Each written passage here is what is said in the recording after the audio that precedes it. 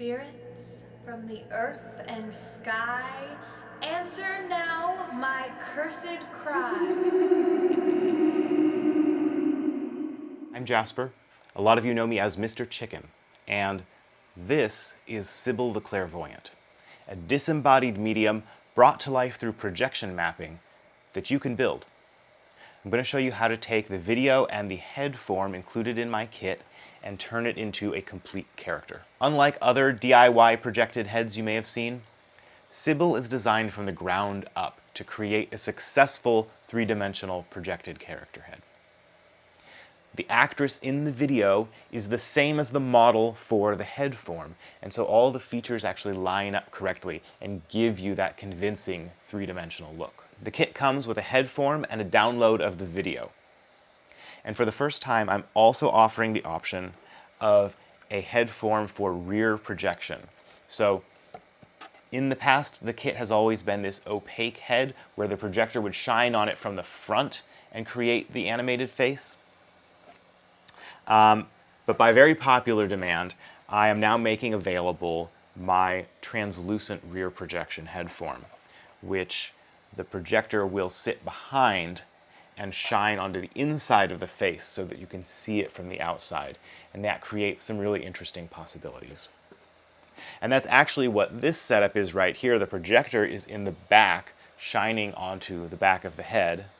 And so I'm going to walk you through first my standard front projection system that's a little easier to put together. And then at the end, we'll talk about how you can do rear projection with this head. So let's get started. First, I want to prep the crystal ball. The ball itself is from a lighting supply company. These are globes made for lampposts. I'll put a link in the description to the place I got this from, where they will also cut a hole in the bottom as big as you need. 9.5 to 10 inches works great, depending on how big your hair is going to be. This is a 10-inch cut on a 16-inch ball, but I also really like how a 14-inch ball looks, so it's up to you. For the base of the ball, I went to the hardware store and got a couple of trays for flower pots. These are about 13 inches at the widest and 10 inches at the narrowest. I stacked them on top of each other so the ball can sit in the bowl, hot glued them together, and spray painted them gold with a little black acrylic paint to give the impression of some aging and also help the spray paint look more like metal. Super easy. And now we can get started setting up the head. I wanted to lift the head up a little bit, so I glued it to a block of scrap wood and glued that to the bottom of the base. It's important to lock things into place wherever you can on this because we're dealing with a lot of different elements here, and everything has to line up and work together once the projection gets going. I have always been a believer that you don't need expensive projectors to do impressive projection effects. So I'm going to demo this with this little guy that turns up all over the place right now. The actual model number on it is HY300 Pro Plus, but I've seen it advertised under different brands and model names. The way projector companies work, it will probably be replaced with another model in short time, so don't worry if you find a different version. It's somewhere in the ballpark of 200 lumens, which is great for this effect. I've put it on this cell phone tripod to make it easier to get the positioning just right. In order to get the scale, focus, and distance correct, I had to zoom out a few times on the projector, which is a setting within the menu.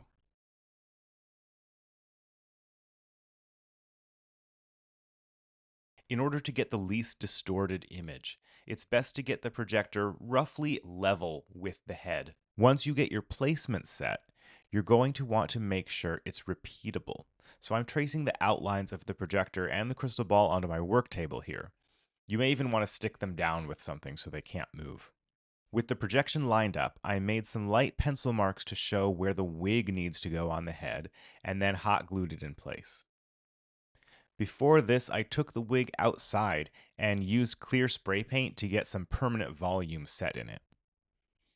I did this on a wig head so it wouldn't get paint on the projection head form. By the way, this was actually a wizard wig and beard, and I glued the beard into the hair for extra volume. Now that I have it in place, I'm also going to glue the hair to itself to create the shape that will fill out the crystal ball. And now, with some spooky lighting, the whole effect comes to life. I found that it doesn't actually take much to hide the projector from people, but a stack of old books, a pumpkin or a tombstone, or even just some draped fabric will take the attention away from it. The kit also includes a seance version of the video, which has a much smaller face in the bottom of the screen and ghosts above that materialize when she calls for them throughout the routine. I'm using a more typical office video projector for this setup, and I've draped some gauze fabrics from the ceiling to catch the image of the ghosts and give it an extra sense of depth when they dart about.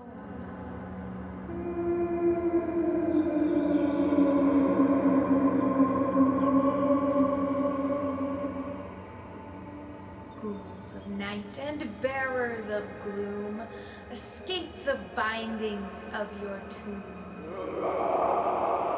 Now, I've been asked about providing rear projection heads for this kit for a long time, and I'm finally making them available. You can choose the kit with the rear projection head, and you'll get one like this that is a translucent plastic with a coating on it to make it into a projection surface. The coating can be a little delicate, so you want to be careful not to scratch it or get anything on it. I'm going to set this up the easiest way, which is to have the projector just a couple feet behind the head, shining at the inside of the face. To make that work, I'll need a clear shot to the face, so I'm cutting a slit in the back of the wig to make a window for the projection. Then I took some strips of cardboard to make a bit of a reinforcement tunnel under the back of the wig to assist in holding it away. I hot glued the wig in place as before, and glued some of the stray strands away from that rear window as well. Once again, carefully wiggling the ball into place, I used a pencil to stuff the stray hairs that were peeking out under the globe. Partly due to the lower brightness of this projector, the image isn't the strongest from straight on, but the effect works great if you can't have the projector positioned in front of the head. That's 3 different ways to set up the Sybil the Clairvoyant kit, and there are a lot more possibilities to get creative with it. You can pick up the kit from my site at chickenprops.com, where you'll also find some other really cool illusions to add to your attraction this year. Happy haunting! Your banshee wail or echoed moan, call and make your presence known.